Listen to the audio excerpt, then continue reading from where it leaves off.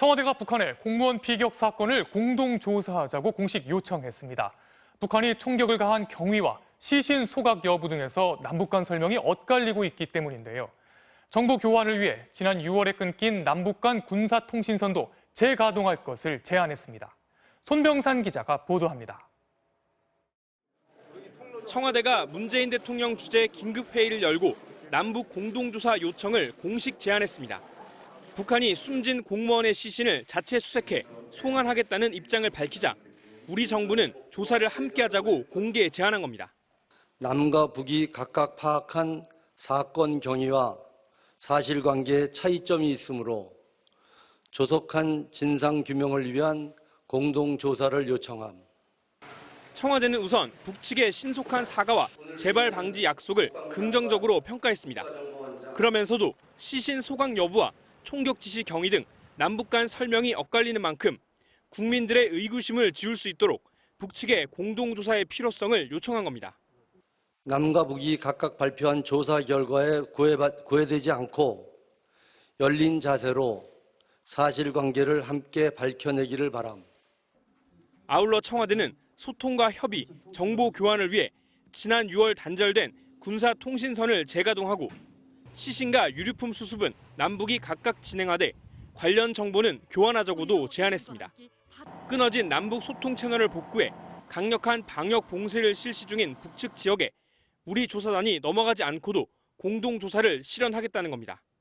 다만 영해 침범은 간과할 수 없다는 북측의 경고를 감안하면 남북의 수색 범위부터 합의가 어려울 수도 있습니다.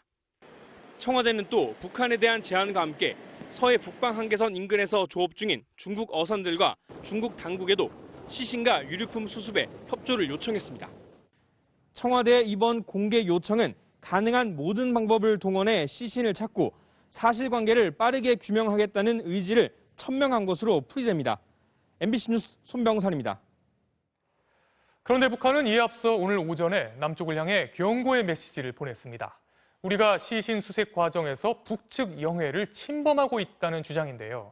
이런 상황에서 북한이 과연 청와대의 공동조사 요청에 응할지 한수연 기자가 분석했습니다. 북한은 조선중앙통신 보도를 통해 남측이 수색 작업을 벌이는 과정에서 영해를 침범하고 있다며 중단하라고 경고했습니다. 북한은 남측이 자기 영해에서 그 어떤 수색 작전을 벌이든 개의치 않는다면서도 영해 침범은 절대로 간과할 수 없다며 무단 침범 행위를 즉시 중단하라고 요구했습니다. 북한은 서해 북방 한계선 NLL을 인정하지 않고 지난 1999년 일방적으로 정한 해상 경비 개선을 영해의 기준으로 주장하는데 NLL보다 훨씬 남쪽으로 서해 5도 수역을 포함하고 있어 우리 군은 인정하지 않아 왔습니다.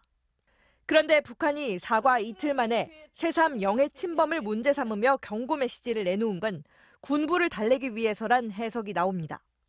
하지만 남북 간 신뢰와 존중 관계가 훼손되는 일이 추가 발생하지 않도록 필요한 안전 대책을 보강했다고 밝힌 점, 또 자체적으로 수색을 실시하고 시신을 습득할 경우 우리 측에 넘겨줄 절차와 방법까지 생각해뒀다고 설명한 점 등으로 볼 때 북한도 파국으로 치닫지 않기 위한 정세 관리를 하고 있다는 분석입니다.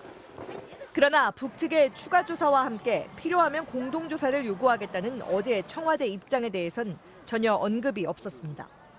직접적인 거부의 메시지는 아니다. 그렇지만 이 북측에서 지금 이제 시신 수습과 재발군에 노력하고 있으니까 좀 기다려달라는 그런 메시지가.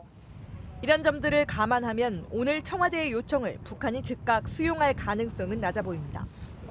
다만 이도훈 한반도 평화교섭본부장이 오늘 미국으로 출국했고 폼페이오 미 국무장관이 오는 7일 방한하는 등 급물살을 타고 있는 한미 간 대북 입장 조율이 북한의 선택에 영향을 줄지 주목됩니다. MBC 뉴스 한수연입니다. 숨진 공무원이 탔던 어업 지도선은 오늘 목포항에 입항했습니다.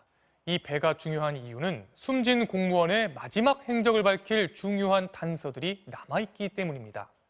공무원이 썼던 공용 컴퓨터와 승선원들의 대화가 녹음된 저장 장치 등이 그대로 놓여 있는데요. 공무원이 북측으로 넘어가게 된 경위가 드러날지 관심이 쏠리고 있습니다. 김한수 기자가 보도합니다. 선박이 부두를 향해 다가오고 구명조끼를 입은 승선원들은 접안 준비를 위해 배 위로 나왔습니다. 무궁화 10호라는 이름이 선명한 서해어업관리단 소속 499톤급 어업 지도선입니다. 어제 오전 8시쯤 연평도 해상을 떠난 무궁화 10호는 주간에만 항해한 끝에 오늘 낮 12시쯤 목포에 도착했습니다. 꼬박 하루가 걸린 뱃길, 동료 선원 15명은 무거운 분위기 속에 침묵했습니다. 숨진 공무원 이 씨가 탔던 어업 지도선은 출항한 지 11일 만에 서해어업관리단 전용부두로 돌아왔습니다. 이 씨의 신발이 남아 있었던 배 뒤쪽 난간. 기본적인 조사가 끝났기 때문인지 별다른 표시나 흔적은 보이지 않았습니다. 지난 16일 출항 당시 정상 작동했다가 이틀 뒤 작동이 멈췄다는 선내 CCTV도 고장난 채 그대로 놓여 있습니다. 해경은 숨진 이 씨의 실종 직전 흔적을 찾는 데 수사력을 집중하고 있습니다.